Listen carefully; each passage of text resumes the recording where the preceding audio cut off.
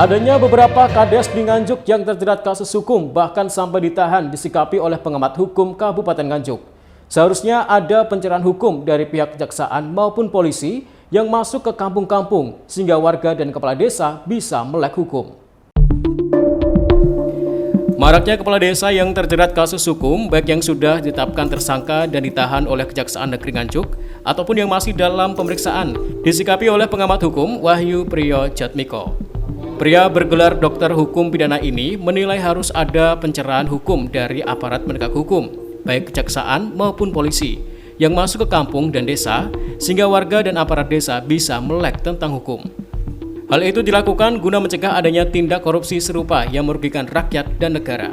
Ia juga meminta agar kepala desa bisa menggunakan dana negara itu dengan sebaik-baiknya, yang berdampak multi-efek kepada warga. Apa yang dilakukan oleh pemerintah Presiden Prabowo ini, khususnya apa yang dilaksanakan oleh kejaksaan, pihak kejaksaan dan mungkin ada yang lain, khususnya terhadap pengelolaan dana desa adalah hal yang sangat perlu diapresiasi, ya, sangat dihargai, didukung, ya, karena dana desa ini digunakan untuk mensejahterakan masyarakat desa, untuk memeratakan hasil pembangunan, biar masyarakat desa itu ikut menikmati hasil pembangunan. Harapannya adalah apa yang dibelanjakan oleh desa dengan menggunakan dana desa ini memberikan multiplier efek yang disebut dengan regenerate indigenous economy lokal. Alangkah baiknya kalau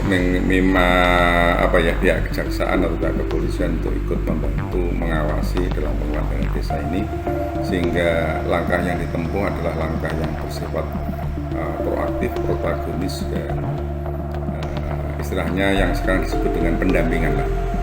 Jadi adanya pendampingan dari pihak kejaksaan, kepolisian, ya, jaksa dan polisi masuk desa untuk membantu pengelolaan keuangan negara. Sebelumnya, Kejaksaan Negeri Nganjuk menetapkan sebagai tersangka dan menahan Hendra Wahyu Saputra, Kepala Desa Ngepung, Kecamatan Patian Rowo, Kabupaten Nganjuk, atas dugaan tindak pidana korupsi dalam pengelolaan anggaran pendapatan dan belanja desa atau APBDes tahun anggaran 2022 hingga 2024. Dan kini Kejaksaan serta polisi juga masih melakukan pemeriksaan terhadap 2 kades yang diduga terjerat korupsi. Ahmad Sarwani, CTV, Nganjuk.